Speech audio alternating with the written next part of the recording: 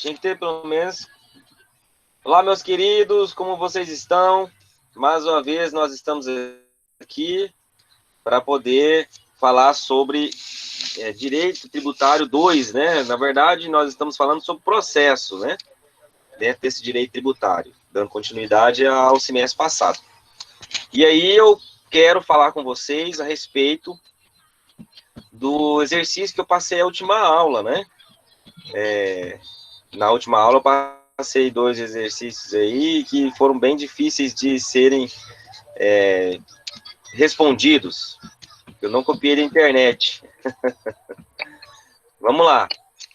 Então, um fala o seguinte: João acabou de receber uma carta de citação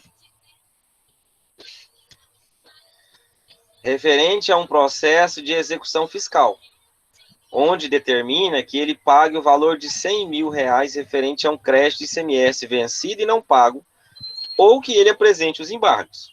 Até aí tudo bem. Ocorre que João nunca emitiu qualquer nota fiscal para dar ensejo ao recolhimento de ICMS. Sendo assim, de acordo com o enunciado e conhecimento da Lei 6.830 de 80 e CPC, responda de forma justificada e fundamentada qual a medida judicial que João deve ajuizar. Pessoal, aqui, para ser bem sincero para vocês, tá? Podem ser 3 tipos de ação judicial. 3 tipos de ação. Que ações são essas? A primeira delas, ele poderia, no processo de execução fiscal, ele, no prazo de citação, ele poderia fazer o quê? Poderia ter apresentado os embargos, tá? Ele deveria, né, garantir o juízo, primeiramente, né, dando prazo de 5 dias que ele tem para pagar ou garantir o juízo, e daí, né, de acordo com a lei, com o artigo 16 da Lei 6.830, ele poderia propor os embargos, né, uma vez que ele garantiu o juízo. E, dentro da defesa dele, ele ia alegar que ele não tem, né, essa dívida, que ele não é o causador dessa dívida, certo? Essa é uma forma, a questão foi uma pegadinha, tá? Era para saber se vocês tinham entendimento de outros quesitos judiciais que poderiam ser invocados nesse momento, que não o embargos, ok? O embargos é um deles, mas aí ele teria que dispor, né, de dinheiro ou de algum bem para isso. Qual que era a segunda opção? A segunda opção era uma exceção de pré-executividade. Ele poderia protocolar dentro do próprio processo de execução, ao invés dele ter que protocolar os embargos, ele poderia invocar a exceção de pré-executividade, tá? A exceção de pré-executividade, ela tem fundamento lá no CPC, porque a Lei 6.830 de 80 não traz fundamento do incidente, né, de exceção de pré-executividade. Então, vocês poderiam provocar o CDC para poder falar a respeito da exceção de pré-executividade. Acho que é o artigo 803 do CPC vai falar sobre isso. É nula a execução se o título executivo extrajudicial não corresponder à obrigação certa, líquida e exigível. Então, ou seja, ele não é um cara que está devendo, ele não emitiu essa nota, ele não deu ensejo para poder trazer essa execução contra ele, tá? Ok? Então, você teria que alegar, né, que ele não tem nenhum tipo de dívida, porque ele não é causador dessa dívida, tá legal? Terceira e última opção, você poderia protocolar o mandado de segurança, né? Mandado de segurança no direito líquido e certo, tá? Então, o MS, você iria provocar, né, a lei do MS, ok? 12.016, né? Você iria provocar a lei 12.016, e essa lei vai falar, né, sobre a questão do mandado de segurança, tá legal? Individual. Então, essa era uma terceira e última opção para você poder fazer isso, tá? Então, a princípio, a melhor escolha seria a exceção de pré-executividade, a opção 2. Depois, o mandado de segurança, opção 3. E, por último, os embargos, opção 1, tá? Ok?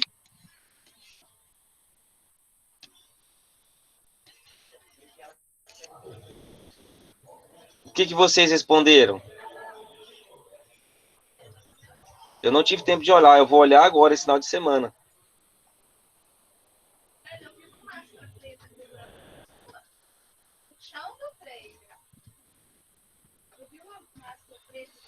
Muito bem, Dorisley, isso aí. A ação anulatória, ela, no caso, seria mais para poder desconstituir o auto de infração. Na prática, cabe, tá?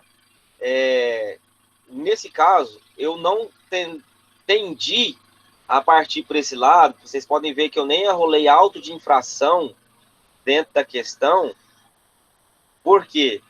Para poder vocês pensarem para o lado da execução, tá? No caso da questão 2, da Maria, é que eu falei a respeito dessa questão para poder puxar mais para o lado da ação anulatória. Beleza? Tranquilo?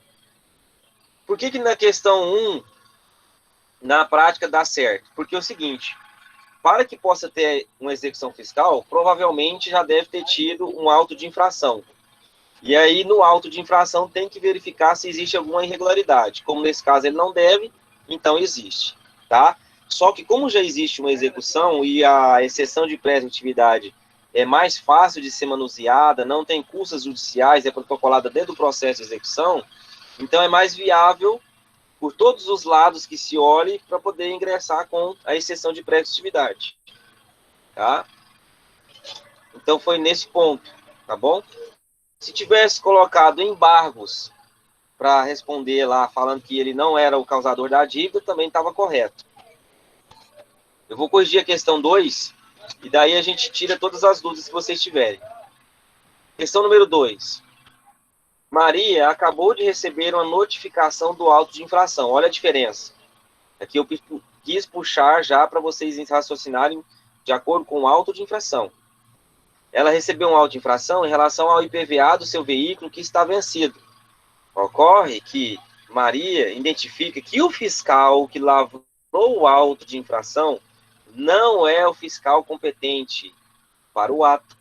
Sendo assim, com base no CTN, na Lei 6.830, responda de forma justificada e fundamentada qual ação deve ser ajuizada por Maria. Bom, então preste atenção, eu falei qual ação.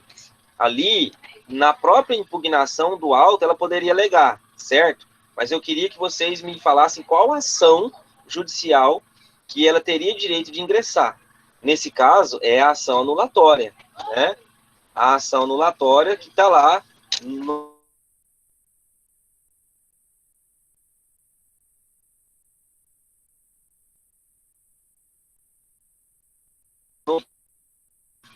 E, e no artigo, deixa eu ver aqui,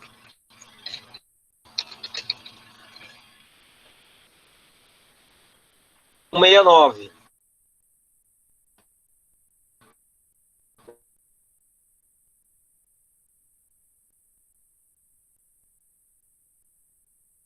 Né? Então, você, dentro dessa perspectiva, né, a ação anulatória seria para desconstituir o lançamento, ok?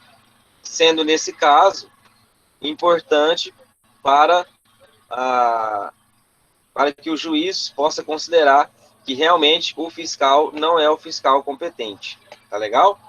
E aí, estava tudo certo, estava respondida a questão. Tá? Bom, então, a Maria, ela precisa procurar um advogado para poder ingressar com ação anulatória, desconstituir o né, o lançamento.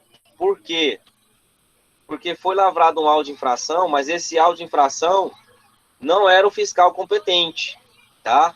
Dentro da hierarquia da administração tributária, existem lá os níveis das pessoas que são competentes para os atos, certo? Então, Cara, vamos supor que ele ingressou agora no concurso e ele não está apto para lavar auto de infração. Então, ele não é competente para poder ingressar com essa ação, ok? Desculpa, ele não é competente para poder lavrar o auto de infração. Então, Maria percebeu isso e fez o quê? Ingressou com a ação anulatória. Artigo 38 da Lei de Execução ou artigo 169 do CTN, tá? E daí você teria respondido a questão de forma corretamente. Tá legal? Professor, caberia outro tipo de ação? Sim, caberia também um mandado de segurança. Direito líquido e certo, iria invocar, né? Mas essa questão já não é tão simples de delimitação, porque daí tem que verificar se o fiscal tem competência ou não. Você teria que trazer um vestígio de prova para dentro do processo, tá? Pois não, alguém abre o microfone? Foi eu, professor. Só confirmando, é o artigo 38, né? 38 da Lei de Execução Fiscal. Uhum. Essa questão aí estava mais fácil. Por quê? Porque no cabeçalho, no enunciado dela, ela já recebeu, né, o auto de infração, ela identificou no auto de infração que o fiscal não é competente. Lembram lá, quando a gente viu no decreto, olha a legislação aí, no decreto 70.235/72. Vamos lá para vocês entenderem o que eu estou querendo dizer. No decreto 70.235/72, lá no artigo 10, fala o seguinte, ó: o auto de infração será lavrado por servidor competente no local da verificação da falta e conterá obrigatoriamente: 1. Qualificação do autuado, nome, CPF, né, ou CNPJ. 2. Local, data e hora da lavratura. 3. Descrição do fato, o que aconteceu. 4. Disposição legal infringida e a penalidade aplicável. 5. A determinação da exigência e intimação para cumpri-la ou impugná-la no prazo de 30 dias. E 6. A assinatura do autuante e a indicação do seu cargo ou função e o número da matrícula. Então, é nesse ponto que a ação anulatória ela vai ser necessária para poder o quê? Para você demonstrar que aquele auto de infração, ele nasceu nulo, tá? Ele nasceu nulo, ok? E aí, é desconstituído, tá legal? Beleza? Conseguiram entender?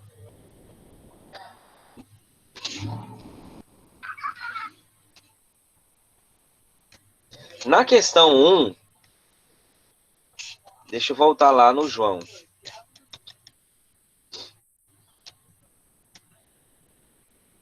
Na questão 1, fala assim, ó: João acabou de receber uma citação do processo de execução. Está cobrando 100 mil de um crédito de ICMS vencido e não pago. Eu coloquei ICMS, mas poderia ser qualquer um. Porque alguém me perguntou ali se ICMS é lançamento por homologação. Sim, é, igual imposto de renda. Mas poderia ser qualquer outro, tá? Só que aí eu ia mudar um pouquinho, né? No caso ali que João, por exemplo, não era, né, contribuinte de ICMS, não era contribuinte de imposto de renda, não era o João, né? Seria outra pessoa, entendeu? Então, trazer alguma dica para poder vocês pensarem qual que seria a ação judicial a ser proposta, tá? Então, dentro dessa perspectiva, aí caberiam esses três tipos, tá? Caberiam esses três tipos, ok? Alguma dúvida em relação aos exercícios? Não? A gente faz outros mais fáceis, tá? Professor, Ok, Manu? do CPC é só a questão do tempo que ele tem para ele entrar com recurso, com embargo? Hã? Do CPC, porque Repete. Nele você fala assim, sendo assim, de acordo com o enunciado e com reconhecimento da Lei 6.830 e CPC, responda de forma justificada e fundamentada. Do CPC é só a questão do tempo que a gente teria para poder entrar com recurso? O CPC seria o artigo 803, né? Da fundamentação da exceção de preservatividade. Lá no artigo 803, vamos lá no CPC para você ver. Ó, o artigo 803 fala assim: é nula a execução se o título executivo extrajudicial não corresponder à obrigação certa, líquida e exigível, que é o caso, né? Ele foi citado, mas ele não deve isso daí, tá? Então, o artigo 803, ele vai ser importante na fundamentação da peça de exceção de pré-executividade que você vai protocolar, que tem natureza interlocutória, entendeu? Então, você vai, né, protocolar a petição, vai fundamentar no artigo 803 e dizer que a exceção de pré-executividade ela tem que ser invocada tendo em vista que essa execução é nula contra o possível executado. Professor, nessa número um aí, eu fiz ela errado, porque eu perguntei, eu até fiz uma pergunta a você no Zap, e eu fiquei muito confusa no enunciado. E aí, quando eu perguntei, você falou assim que não pagou. Aí eu tinha entendido que ele tinha, era, como se diz, ele devia esse dinheiro, mas ele não tinha feito o procedimento, e aí teria entrado com o processo. Aí eu fiquei muito confusa e respondi errado. Ah, tá. Você me perguntou no particular, Foi. Aí você falou assim, e aí eu no falei, caso, ele não ah, pagou. Aí eu pensei assim, então ele não pagou, ele tipo burlou a lei e não fez o que tinha a fazer pra gerar. Aí eu respondi tudo sem noção. peraí.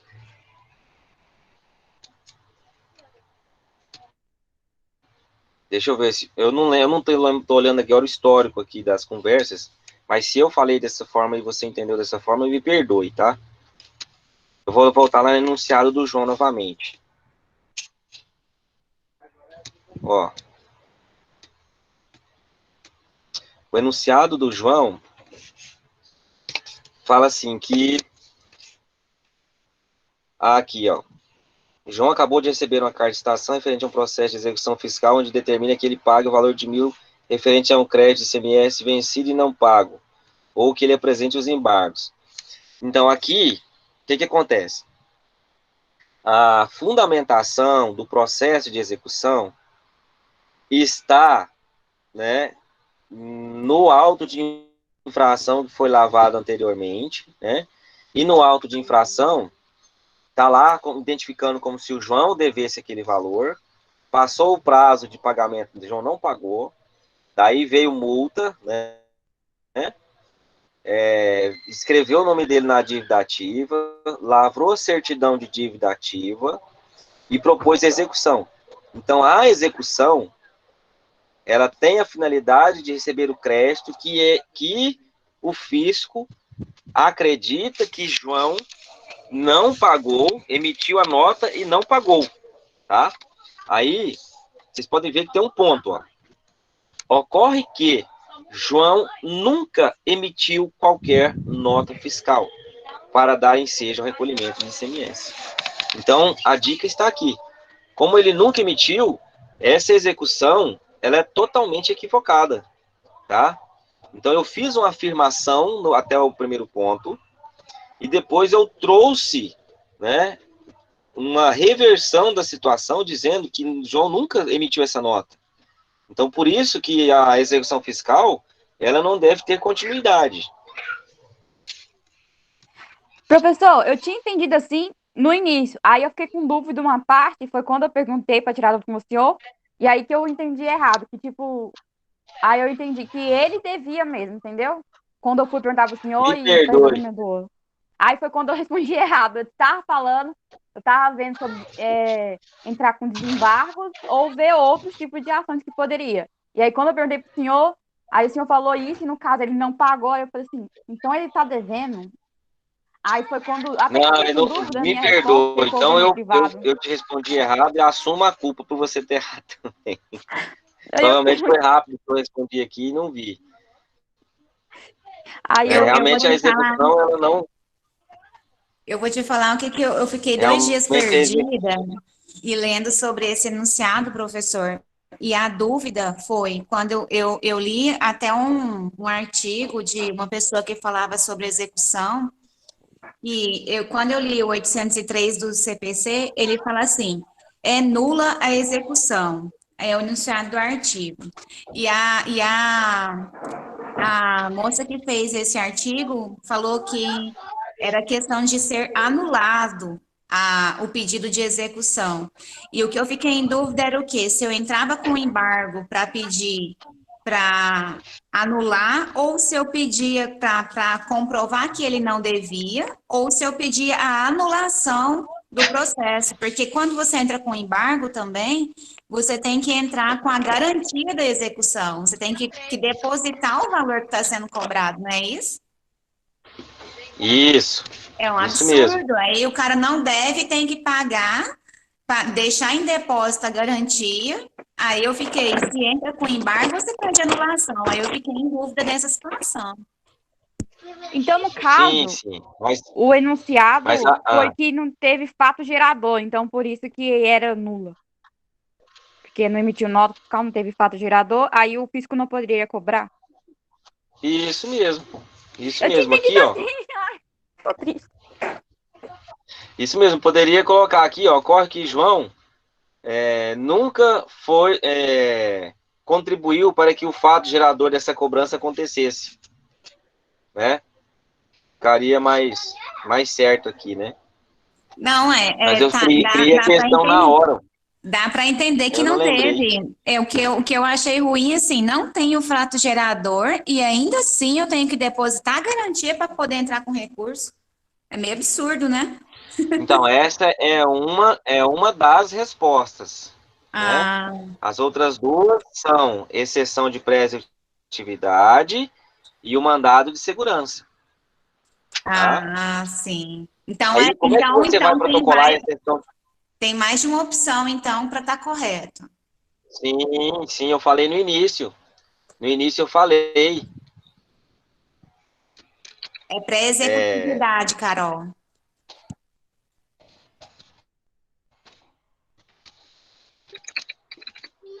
Então, o que acontece? Deve estar cortando, por isso. Exceção de pré-executividade.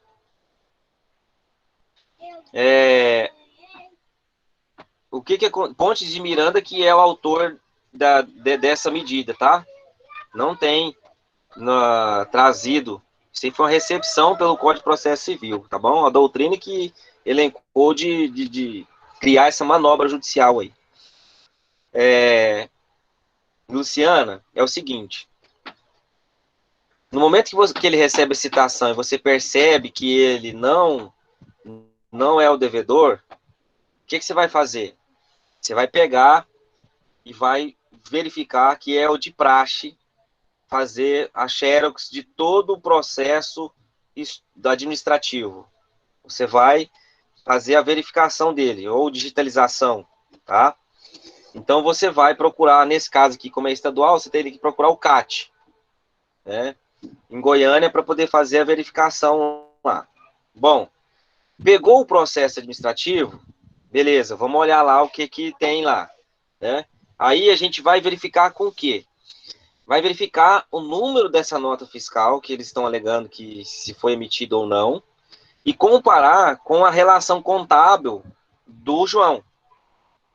Então a gente vai verificar, ver lá o mês, né, que foi lançada, tudo mais, ver a identificação da nota, ver qual que é o código de envio dessa nota, né? Então verificou, né, lá na nota fiscal, fez a comparação com o SPED do João, né? não tem essa nota na relação, você vai pegar, tirar um espelho do auto de infração, a cópia, né, junto com o processo administrativo e com a consulta que você fez do João. Mandar isso dentro da exceção de pré-executividade. Entendeu? Então, você que vai produzir essa prova para poder o juiz verificar, falar, sim, não existe. Né? Então, como não existe essa nota, não tem como ele ser o devedor. Então, não é tão simples assim, porque geralmente o pessoal só fala, né, qual que é a terminologia correta, qual que é o fundamento, qual que é a petição, mas eles não explicam para a pessoa entender, porque aí você está dando argumento para outra pessoa fazer. Por isso que tem poucos doutrinadores dentro de processo tributário, entendeu?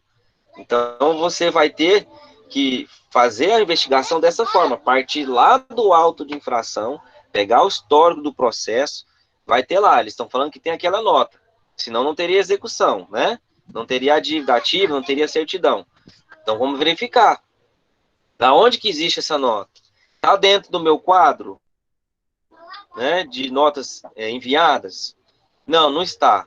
Bom, o sistema de escrituração está lá, tá, né? Toda uma relação. Então, se não está, tá aqui, ó, juiz. Não sou eu. Felizmente, não sou eu. E aí o juiz ele vai reconhecer. No muito, se o juiz não tiver conhecimento contábil, ele vai pedir uma perícia ou um ofício, né, para poder oficiar, para poder trazer realmente, né, um documento público e comparar com aquele que foi juntado pelo particular, pelo possível devedor, pelo executado. Tá?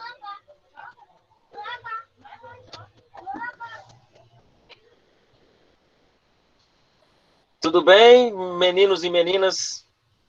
Eu coloquei um monte de artigo, porque eu achei que não tinha obedecido a ordem processual correta, não tinha feito inscrição na dívida ativa, não tinha origem da cobrança. Aí eu entendi o processo, mas eu fui colocando assim, porque foi um monte de falha que não poderia ter sido. Não sei se ficou certo. Depois, agora eu entendi Não, o foi que era o ótimo, a raciocínio. análise sua foi ótima, foi criteriosa e foi detalhada. Ótimo, você já percebeu desde o início, mas o foco da questão era na execução. Se a questão não traz para você alguma fagulha, você deixa isso para lá. Porque nem sempre, numa questão de OAB, numa questão de concurso, você vai ter lá toda essa narração histórica. Fulano e tal, e tal, e tal. Às vezes não tem. Às vezes eles já vão direto, e até mesmo para confundir a pessoa, eles já vão direto naquilo que eles querem. Então, quando você perceber essa situação, você já tem que verificar o seguinte: peraí, se não tem nada falando sobre isso aqui, e não tem nenhum ponto, né, de indagação nessa questão, então eu vou deixar para trás, vou analisar só daqui para frente. Então aí seria um enunciado no sentido de que, assim, tudo estava correto até a execução. Ocorre que o objeto da execução não é a pessoa que deve. Se fosse uma questão de múltipla escolha, professor, se fosse para escolher entre a ação de pré-executividade, o embargo para discussão de mérito ou a anulação, pedido de anulação da ação, qual ficaria correto? Você quer me apertar, né? Bom, com esse enunciado, eu responderia à exceção de pré-executividade. Sim, tá ótimo. Obrigada. Até mesmo porque ela tem fundamento, né? Ela tem fundamento no artigo. Aí ia depender o seguinte: se essa questão, por exemplo, tivesse assim, ó, lá no final, né? De acordo com a Lei 6.830 de 80, responda a questão. Aí eu iria responder embargos. Entendeu? Agora, se tivesse assim, de acordo com a legislação, né, tributária, Bom, legislação tributária eu vou entender. Existe uma lei específica, existe aplicação subsidiária também. Aí eu já partiria para o CPC para poder responder o 803. Aí já seria já uma análise bem mais difícil. O legislador ia dificultar bastante, né, se ele colocasse assim. E se ele colocasse, né, de acordo, se ele desse uma fagulha, né, de acordo com a legislação aplicada ao direito tributário e subsidiária, ou ele colocasse de uma forma assim que a gente entendesse que seria toda a legislação que falasse a respeito de processo, né? Aí, dependendo da forma que ele trouxesse enunciado, a gente poderia falar que seria mandado de segurança. Mas ele teria que falar de forma mais, quase que expressa que teria que ser o mandado. Entendeu? Tipo assim, considerando que seria um direito líquido e certo. Tá? Considerando que seria um direito líquido e certo. Isso aí seria o chamariz, né, do mandado de segurança. Né? Aí seria uma situação da gente, na questão de múltipla escolha, marcar o mandado de segurança. Entendeu? Então, tudo isso são identificações que você precisa fazer no momento da leitura do enunciado. Que você vai, de praxe, você vai pegando experiência e você vai vendo que toda questão tem um mecanismo de como ela funciona, como ela vai ser cobrada. Entendeu?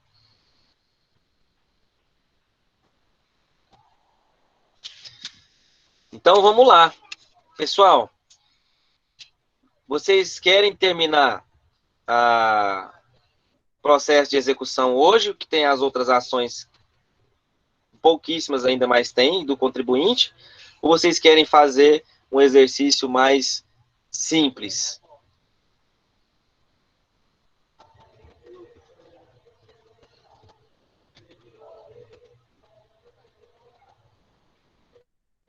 Calma, mano. Ainda não. Peraí, ué. Eu vou dar uma revisão depois, pessoal. Pode ficar tranquilo. A prova é em outubro, não é? Não é semana que vem a prova, professor? Já? Próxima aula? Eu acho que é. Nossa. Eu vou ter que Nossa, gravar um vídeo, então, no final de semana para vocês. nossa Eu tô, mesmo. eu tô fora do ar. Os dias estão assim, ó. Muito atropelados. Não, eu nunca deixei vocês na mão. Vocês sabem disso. Eu faço um vídeo amanhã e gravo no meu canal e disponibilizo para vocês da revisão da prova, que daí eu já gravo já para as 3 turmas. Pode ser?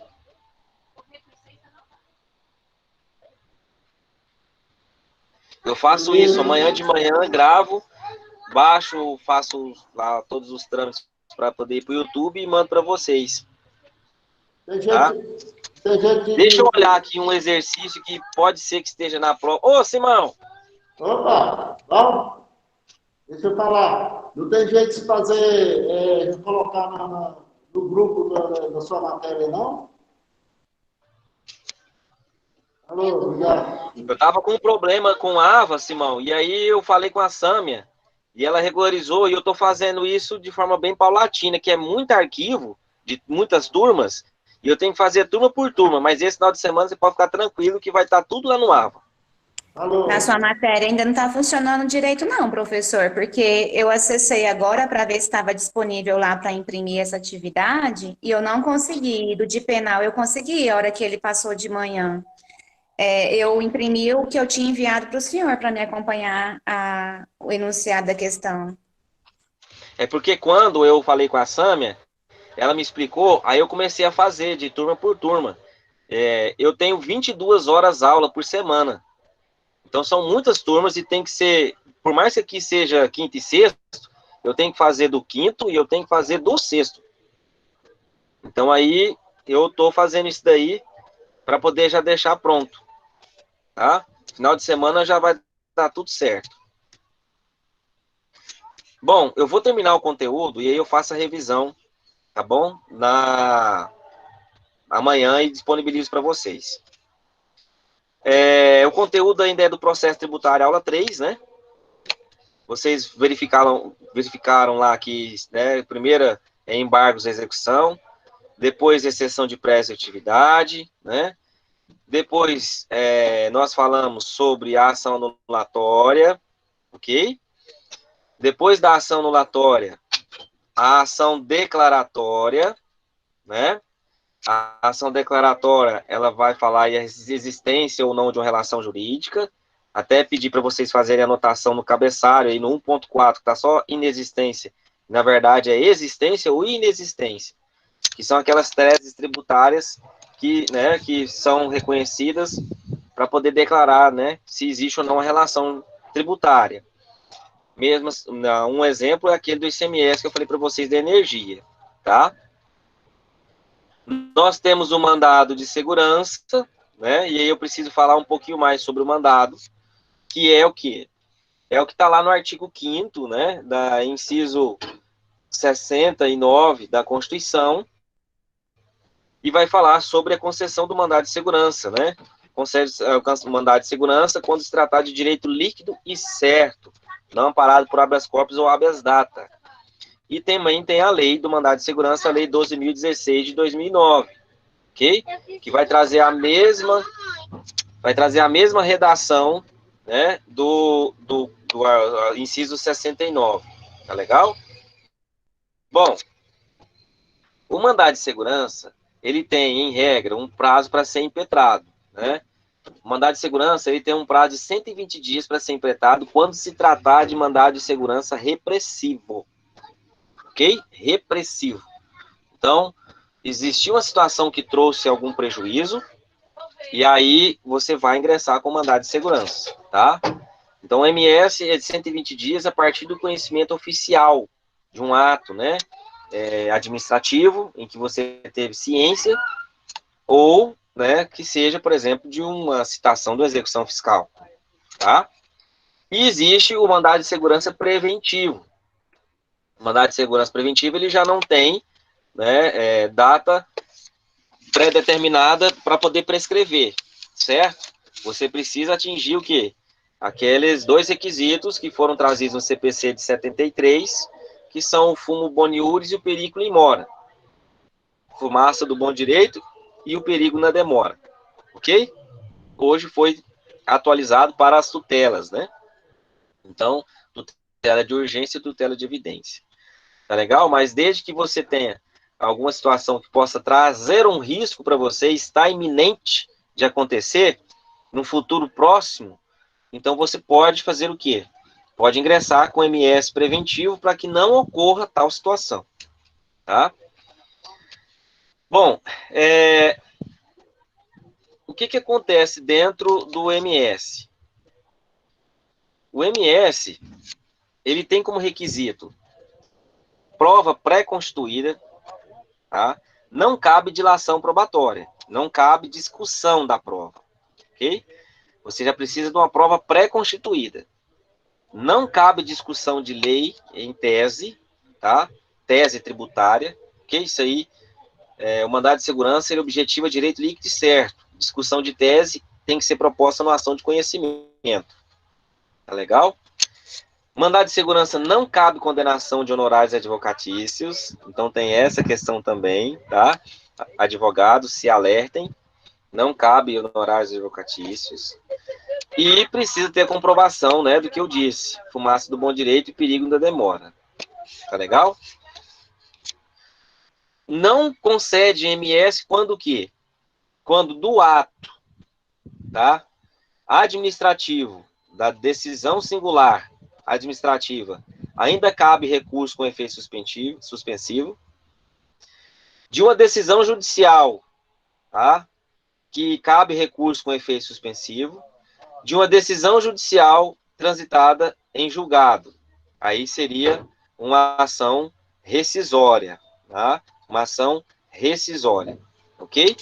Então, dentro dessas perspectivas, isso aqui, pessoal, não é absoluto, tá? Não é absoluto, ok? Não é absoluto. Então, isso aqui é regra a ser seguida e em casos específicos, como por exemplo, a pessoa vai estar prestes a ser nomeada para um concurso público, tá? Ela está prestes a ser nomeada para um concurso público e o nome dela foi inscrito na dívida ativa, sendo que ela já pagou. Ela fez a impugnação na via administrativa, eles indeferiram. A pessoa vai protocolar recurso administrativo para sabe lá Deus quando ela ter resposta e deixar de ingressar com a MS, com a liminar, para poder, porque o negócio é urgente. Não, né? Então, em regra, tá? Existem exceções. Tá ok? Beleza? Bom, e a situação de compensação no MS? Tá. Primeiro ponto que eu preciso explicar para vocês é o que é compensação. Lembra quando eu falei para vocês lá atrás, no Direito Tributário 1, das formas de extinção do crédito tributário? Lembram lá? Vamos dar uma olhada? Olha o que está lá no CTN. Vamos lá no CTN, fazendo um favor.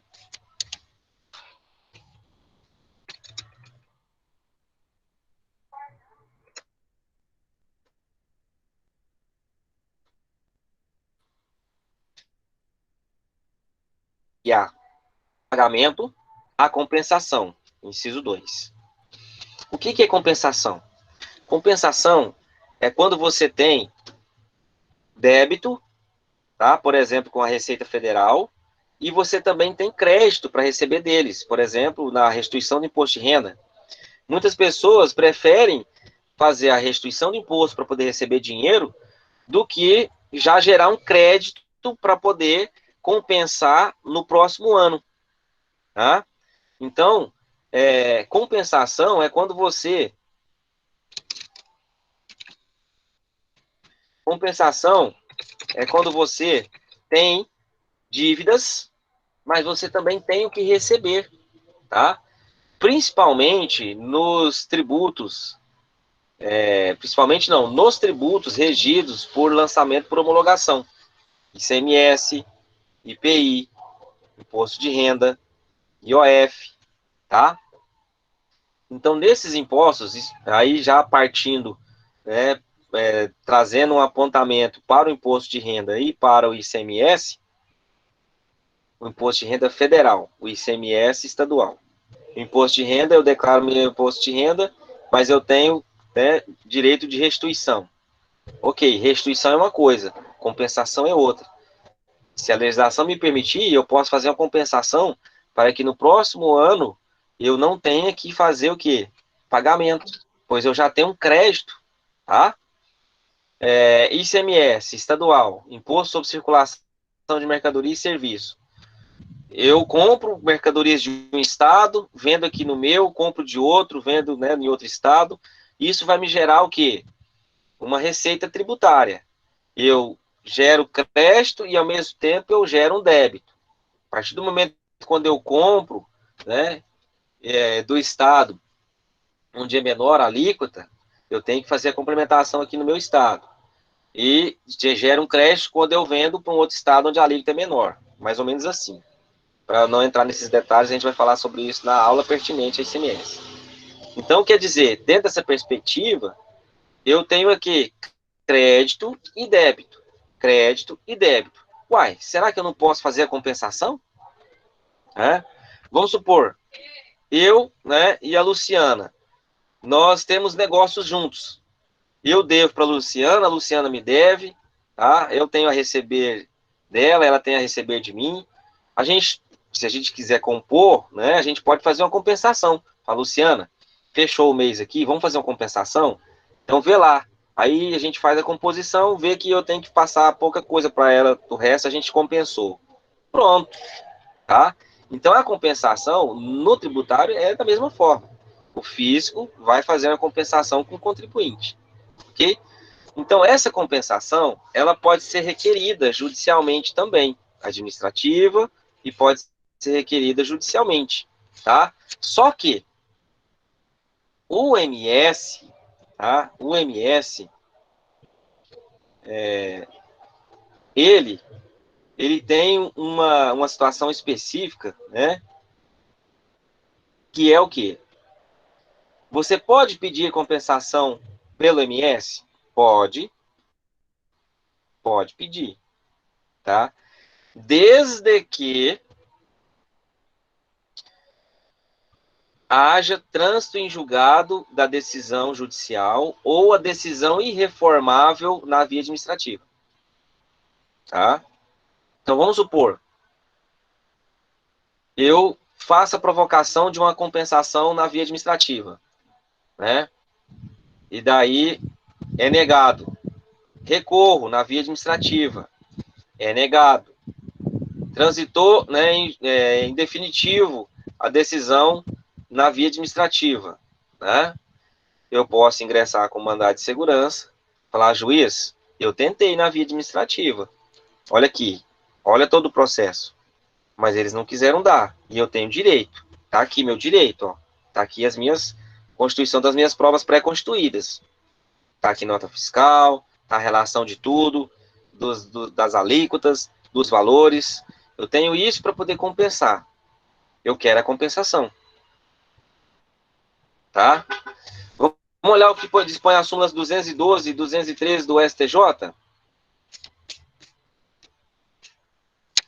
Súmula 212 do STJ.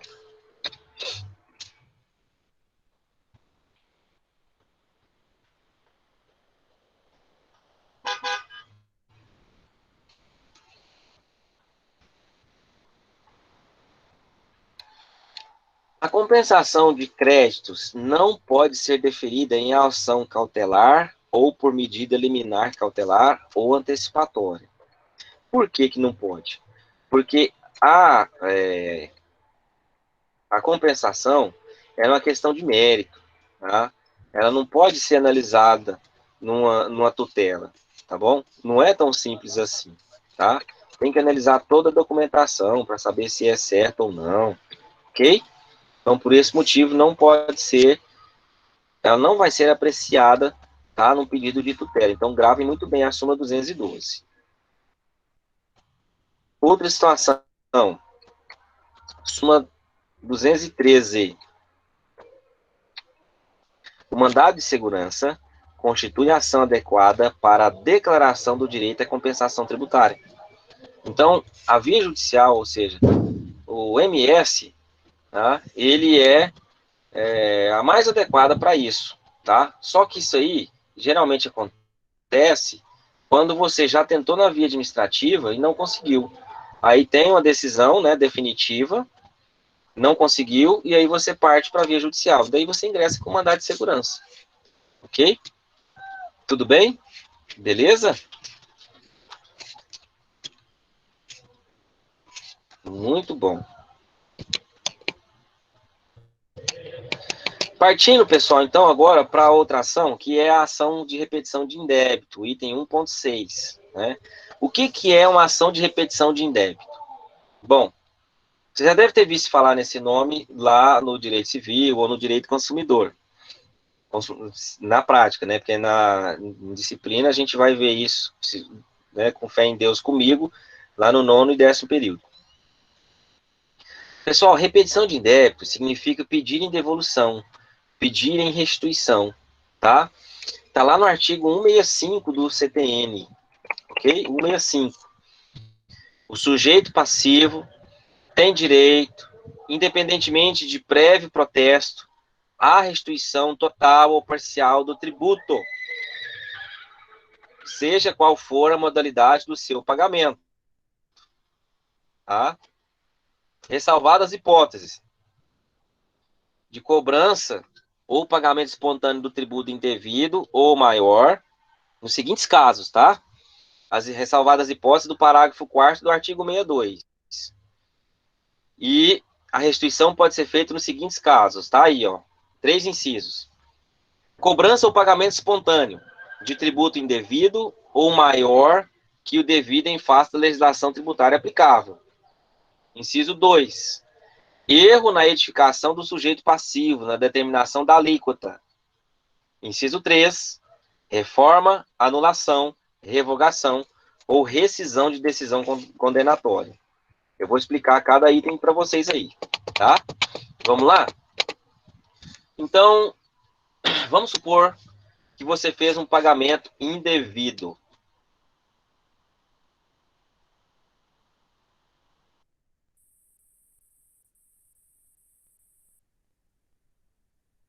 Indevido. Bom, o pagamento indevido se configura quando cobrado pelo fisco, o contribuinte ele é cobrado pelo fisco, sem um fundamento legal ou constitucional válido. Pagamento do tributo criado, exigido com base em lei inconstitucional. O município cria, por exemplo, um tributo, mas ele não tem base constitucional para isso, tá? Pagamento de débito prescrito, ou seja, está forçando a pessoa a pagar. Isso acontece muito nas prefeituras, quando eles tiram a planilha lá do IPTU para a pessoa pagar, e lá tem já IPTU prescrito, e eles, né, querem que a pessoa faça aquele pagamento. Se a pessoa não tem conhecimento que já está prescrito, eles cobram mesmo assim. Pagamento de tributo de competência de outra pessoa jurídica. Então, forçando o pagamento, por exemplo, né, do ITR, sendo que o ITR é federal e o municipal quer fazer essa cobrança, tá legal? Então, nessa situação, é o pagamento indevido. E para você não caçar encrenca no primeiro momento, você vai lá e paga. Mas você pode pedir a restituição, tanto na via administrativa, como na via judicial. Nós estamos falando aqui na via judicial, tá? E o prazo para você poder ter a repetição do débito são 5 anos a contar do pagamento que você fez, né? A contar do pagamento que você fez, ok? Agora, no caso de pagamento maior, o que seria o pagamento maior?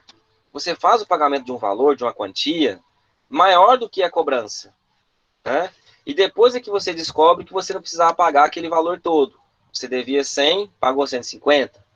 Devia 500, pagou 1.000. Você vai fazer a restituição do valor que você pagou a mais, tá? Então, tanto na via administrativa, como na via judicial, você pode fazer o requerimento, ok? E o último caso é quando você tem uma reforma, né, por lei, tem alguma anulação, né, ou rescisão, revogação de uma decisão condenatória. Ou seja, você está numa situação discutindo a cobrança daquele tributo, certo? E você já pagou, e lá na frente tem um apontamento em relação à questão que você não deve parte daquele valor. Transitou em julgado? Opa, transitou em julgado, agora eu vou fazer o quê? Eu vou fazer pedido de repetição de débito. Ok? Tudo bem?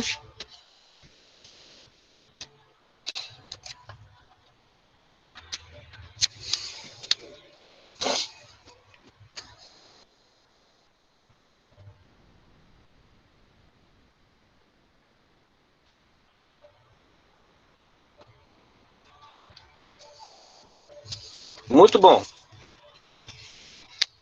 Então, quando Professor, repete o finalzinho aí que você falou, por favor. pagamento maior é quando você paga uma dívida maior do que realmente você deve. E você descobre só depois que não precisava ter pago aquele valor todo. Daí você vai fazer o quê? Você vai fazer um pedido de repetição daquilo que você pagou. Mas como que funciona? Desculpa, não é o pagamento maior, é o pagamento quando existe o inciso 3, né? Quando existe uma reforma, tá? Então você pagou, de repente, né? Tem lá uma reforma na lei. Então você pode pedir no quê? Se ainda for um fato gerador continuado, você vai falar, opa, tem reforma na lei, eu vou pedir a repetição daquilo que eu já paguei a mais. E o mais comum é acontecer no quê? No anulação, revogação, rescisão de uma decisão, tá? Então, dentro de uma decisão condenatória, onde que o juiz reconhece, tá? Que você tem direito a reaver o valor total ou parcial que você pagou, uma vez que transitou em julgado essa ação, aí você vai poder ingressar com a ação para, né, pedir a repetição de indébito, ok? O valor que você pagou a mais, tá? Você tem 5 anos para fazer isso, e aí a Fazenda Pública vai ser intimada, né, na pessoa do seu procurador, para poder apresentar a impugnação, no caso, né, de 30 dias. Tá legal? Professor, como é que eu faço esse pedido de repetição de indébito? Bom, se for dentro de uma ação que você já estava discutindo os valores e o juiz trouxe uma condenação, você vai fazer o quê? Cumprimento de sentença, né? Cumprimento de sentença. Você vai pedir para que seja, então, restituído esse valor, certo? Se você ingressou com uma medida, né, administrativa, e na via administrativa eles concederam para você, ótimo. Vai lá, vai ter indicação de conta, etc e tal.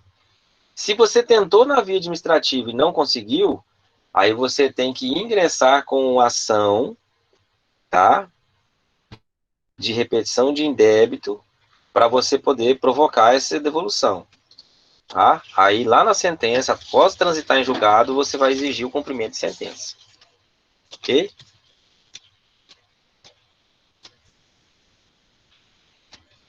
Bom,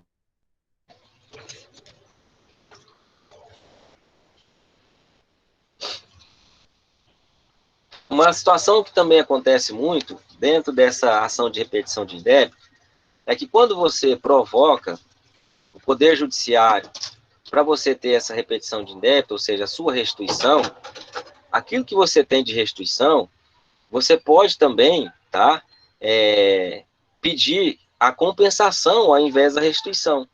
Porque muitas das vezes, quando não é situação federal, que é mais rápido de resolver, quando é estadual, municipal, eles vão pagar com títulos, sabe? É muito complicado.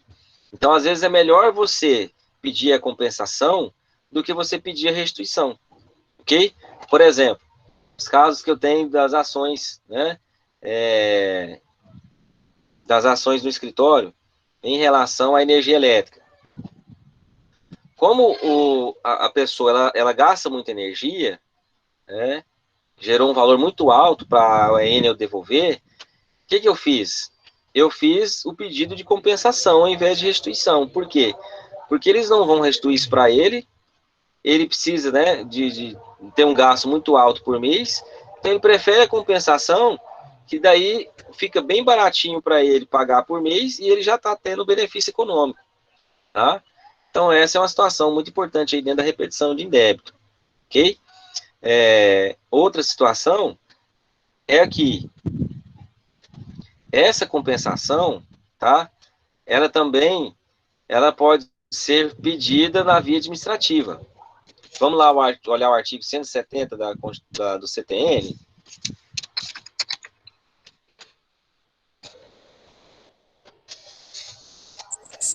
A lei pode, nas condições e sob garantias de estipular ou cuja estipulação em cada caso atribuir à autoridade administrativa, autorizar a compensação de créditos tributários com créditos líquidos e certos, vencidos ou vincendos do sujeito passivo contra a Fazenda Pública. Parágrafo único agora.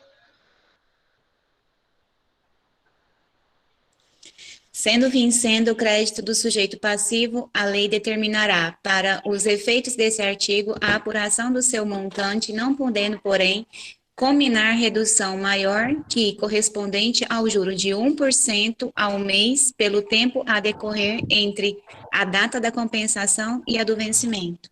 Aí complicou, né? Artigo 170A. Depois eu explico tudo. É vedada a compensação mediante o aproveitamento de tributo, objeto de contestação judicial pelo sujeito passivo, antes do trânsito em julgado da respectiva decisão judicial. Muito bem. Então, esses dois artigos aí, eles vão falar a respeito da compensação, ok? Existe a compensação do crédito vencendo, E existe a compensação do crédito que foi discutido numa ação judicial. Bom, vamos começar pelo mais fácil. O crédito que foi discutido numa ação judicial é aquele que eu acabei de dizer, onde que você ganhou, você já tem transitado a sua sentença, então você vai requerer a compensação ali, ok? Então é terminantemente proibido, antes que exista uma sentença judicial transitada em julgado, né, porque já existe uma ação, você querer a compensação de crédito que ainda não foi sentenciado e não transitou em julgado. Ponto. O segundo item, ele fala sobre o crédito vincendo. O que é o crédito vincendo? O crédito vincendo é o crédito que ainda não venceu, né? Não é crédito vencido. O que é isso, crédito vincendo? O crédito vincendo é aquele que ainda vai vencer. Ainda não houve, por parte do fisco, tá, uma notificação do sujeito passivo.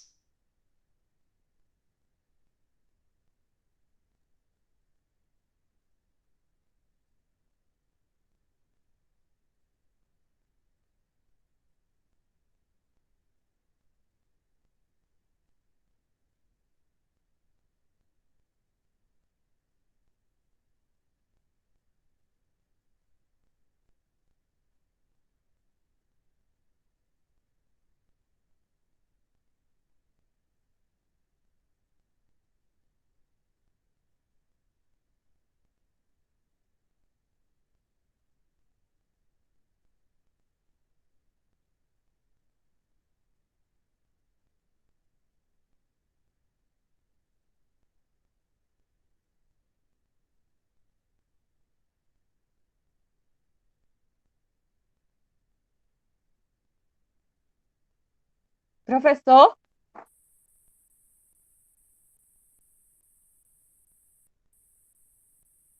travou. Eu acho que Eu ele saí, saiu para entrar de novo, para ver se eu, sa- volta. eu saí e entrei pensando que era eu. Não, eu acho que é ele mesmo. Eu acho que ele saiu também. Não estou vendo aqui. Ele saiu. Eu vi que ele saiu.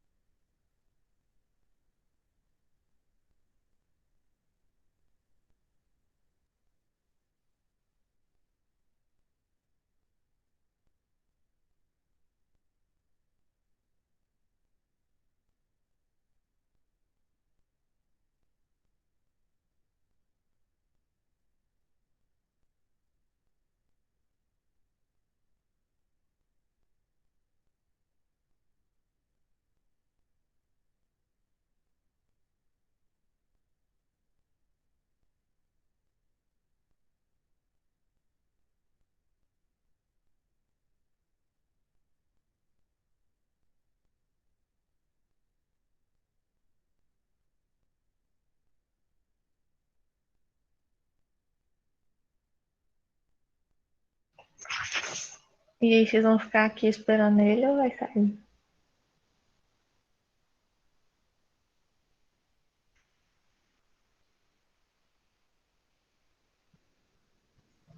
Cadê o professor? Não sabemos, Simão. Deixa eu falar. Tem muita tarefa dele, eu estou trabalhando, estou assistindo as aulas pelas metades. Não entendi nada. Deixa eu tirar minha máscara, eu vou te reunião. Tem, tem tarefa dele, eu estou meio perdido, estou assistindo a aula dele. Dele eu acho que não tem, não. Só tem de trabalhista.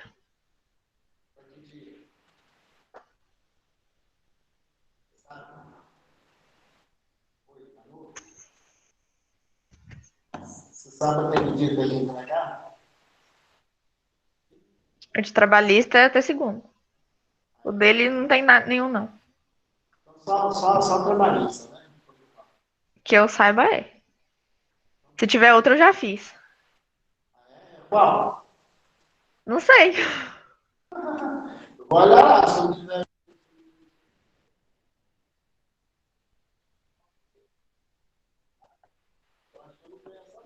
Sua fala ficou muda, Simão.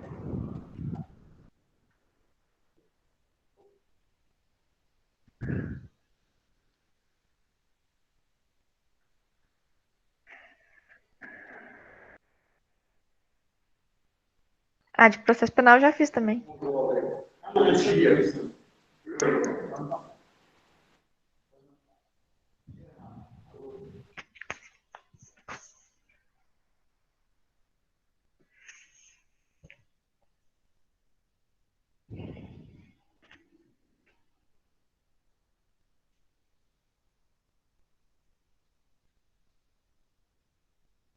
E aí, a gente vai ficar aqui ou vai embora?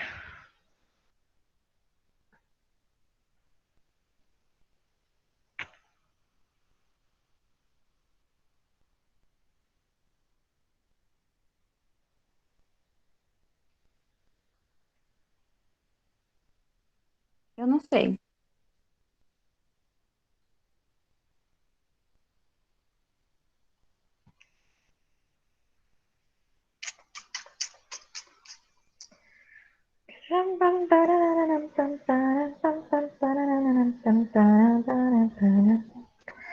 Ai, ai, ai, ai, ai.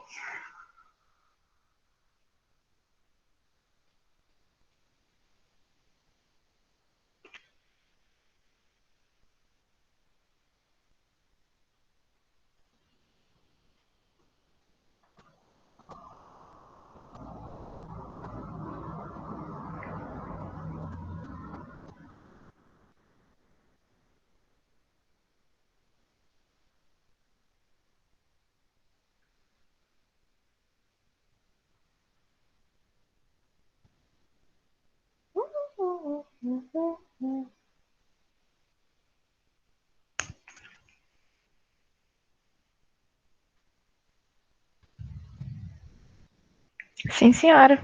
A gente avisa. Não tem problema.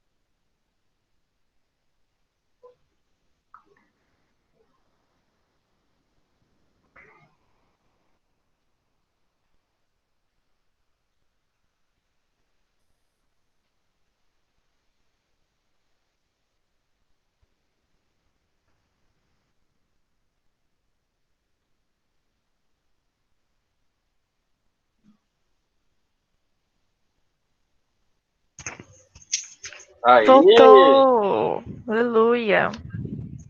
nossa, o negócio aqui foi trash, hein? Eu achei que não ia voltar mais. A Maíra mandou avisar que ela ficou presente até 2 minutos atrás.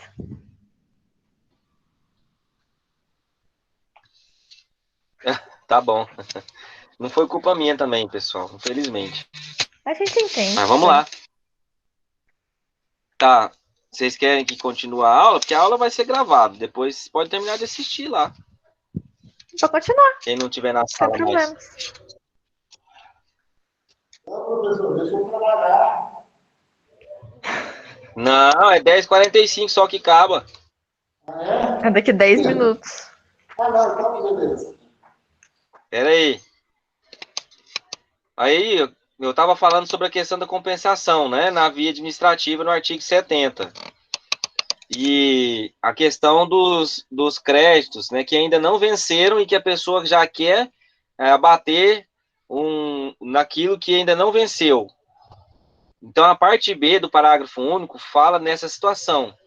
Só que dá a entender é que esse valor que ela tem para poder compensar, para abater, não é todo. Seria assim, a pessoa deve 10 mil, tem 5 mil, e aí os outros 5 vai ficar para frente. Então, a legislação prevê que vai incidir juros, né, e atualização nesses 5 mil que vai ficar para frente, para que vai entrar no vencimento de quando que realmente o crédito, né, iria estar disponível para fazer o pagamento, tá? Então, essa aí é a situação em relação à questão que fala o parágrafo único do artigo 170, ok? Eu não entendi, professora. O 1% de atualização é que a De União juros. vai atualizar ou que eu vou pagar de juro? De juros. Ah, Isso eu, aí é eu, uma situação assim que não compensa, na verdade, na prática não compensa fazer isso. Ou você faz a compensação do valor total do crédito vencendo, ou você não faz. Espera a data de vencimento e se você tiver alguma coisa para poder você compensar, você faz, certo? Porque uma vez que você faz a antecipação do pagamento, o fisco entende que o restante do valor que fica em aberto, você está devendo ele, entendeu? Ele já fica devido. eu pago antecipado e o fisco acha que que eu fiz um pagamento devido. É isso? É porque você fez parte só do pagamento. Quando você faz antecipação, no caso da compensação, e faz o pagamento somente parcial, o fisco já entende que o tributo total está devido, entendeu? E aí, como você só faz parte do pagamento, e seria a mesma situação de entendimento como se você prorrogasse o restante do pagamento dos outros 5 mil, vamos supor, tá? Aí é uma situação onde que o fisco ele entende assim e a legislação não tem dúvida sobre isso, não tem questionamento, então não é viável você fazer antecipação parcial, né, por meio de compensação. É viável você fazer ou total ou espera a data de vencimento para você fazer o pagamento.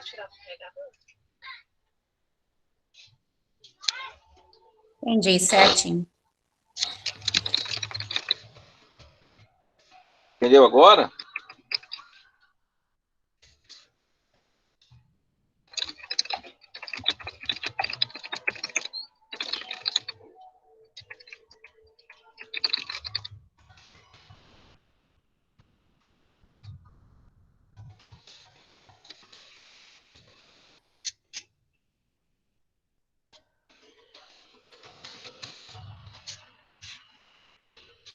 Bom, então vamos lá. Continuando, a gente tem a última ação, que é a ação de consignação e pagamento. A ação de consignação e pagamento é quando existe uma recusa injustificada por parte do fisco, ou existe uma dúvida de quem que você tem que pagar. E daí você vai ingressar com a ação de consignação em pagamento. Ela está lá no artigo 164 do CTN e fala sobre a importância do crédito tributário pode ser consignada judicialmente pelo sujeito passivo nos casos de recusa de recebimento ou subordinação deixa ao pagamento de outro tributo ou de penalidade ou ao cumprimento de obrigação acessória, de subordinação do recebimento ao cumprimento de exigências administrativas sem fundamento legal, de exigência por mais de uma pessoa jurídica de direito público de tributo idêntico sobre o mesmo fato gerador. Então, o que acontece? Nós temos aí 3 situações que dá ensejo à ação de consignação em pagamento. Vamos supor que acontece muito na via municipal, você vai fazer o pagamento do IPTU, ok? E junto com o pagamento do IPTU, tem lá a cobrança da contribuição de melhoria. Você não concorda com a contribuição de melhoria, porque você não viu melhoria, valorização do seu imóvel, não viu nenhuma obra pública sendo feita lá, e aí você quer pagar somente o IPTU e discutir a cobrança da contribuição de melhoria. O agente fala, não, ou você paga o IPTU junto com a contribuição de melhoria, ou você não paga nada e você vai ficar devendo. Nessa situação, você pode provocar o judiciário e falar, juiz, eu quero pagar só o IPTU porque eu não acho justo o valor da contribuição. E quero discutir a contribuição porque estão me cobrando, sendo que não tem nenhuma valorização do meu imóvel decorrente de obra pública. Certo? É uma das situações. Ok? Outra situação é quando você... então é uma recusa, né? Esse caso é uma recusa deles quererem receber, tá? Outra situação é quando eles fazem exigência de cumprimento de pagamento sem ter um fundamento legal para isso. Não tem um decreto regulando, não tem uma lei, não tem uma instrução normativa, e aí acaba trazendo um prejuízo para o contribuinte, e ele fala, não, eu não vou fazer esse pagamento, a não ser que se o juiz condene que eu realmente faça, tá? E por último, nós temos a situação de disputa, né, de cobranças de valores. Ou seja, eu tenho uma chácara, né, no meio de uma cidade, como é normal em Rio Verde ter isso, tá? A gente pode ver ali naquela avenida Paulo Roberto Cunha, que tem uma chácara ali que o pessoal faleceu, né, e que é uma chácara onde que o pessoal... eles exerciam atividade rural ali dentro, mas cercada por zona urbana. O que aconteceu? Chegou o carnê de IPTU para eles, e chegou também, né, a notificação para pagamento do ITR. IPTU é Imposto sobre a Propriedade Predial e Territorial Urbana. ITR é o Imposto sobre a Propriedade Territorial Rural. Ou seja, o que eu vou pagar? Eu pago IPTU ou eu pago ITR? Você vai fazer o quê? Você provoca o Poder Judiciário, para o Poder Judiciário decidir qual que vai ser o imposto que você vai ter que pagar. Nesse caso em específico, vai depender do quê? Vai depender de onde está situado o bem. O bem está situado na zona rural ou zona urbana? Ah, professor, lá ele está cercado por zona urbana, então é urbano. Primeiro ponto. Segundo ponto, a atividade que está sendo exercida lá é uma atividade rural ou é uma atividade urbana? Ah, professor, é uma atividade rural. Lá é uma atividade extrativista, lá é uma atividade onde que existe a questão de economia da pecuária, né? De plantações, de verduras, de legumes para vender na feira. Ah, tá. Então é uma atividade rural, certo? Então é da atividade rural que esse pessoal eles têm a economia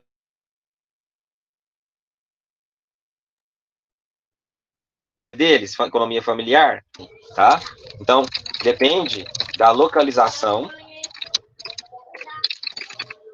urbana ou rural, e depende da atividade econômica que está sendo exercida, se urbana ou rural, certo?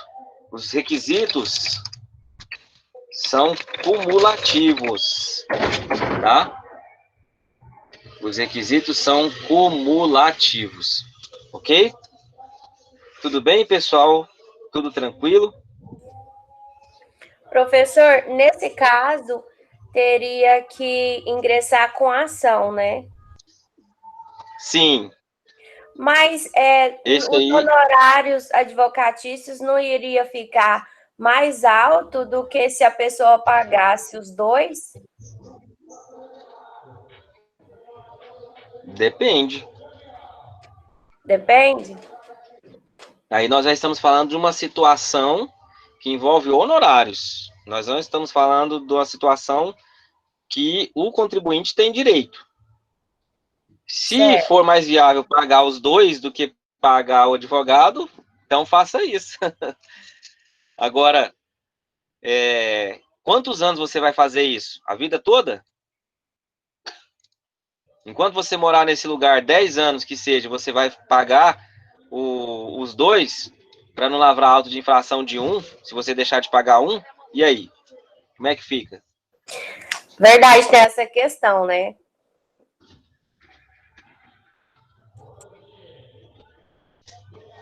Então, essa é uma questão que é muito importante a discussão dela para já fazer efeito futuro, né?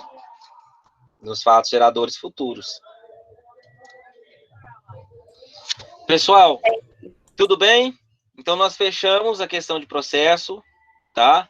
Muito rápido, né? Não dá para a gente, felizmente, trabalhar muito esse semestre, essa questão, mas eu achei essencial falar sobre processo, para depois a gente entrar nos tributos em espécie. Se tiver alguma dúvida, me pergunta, me liga, melhor do que mandar WhatsApp, tá? E eu amanhã disponibilizo o vídeo com a revisão, que vai ser as provas da semana que vem. Tá legal?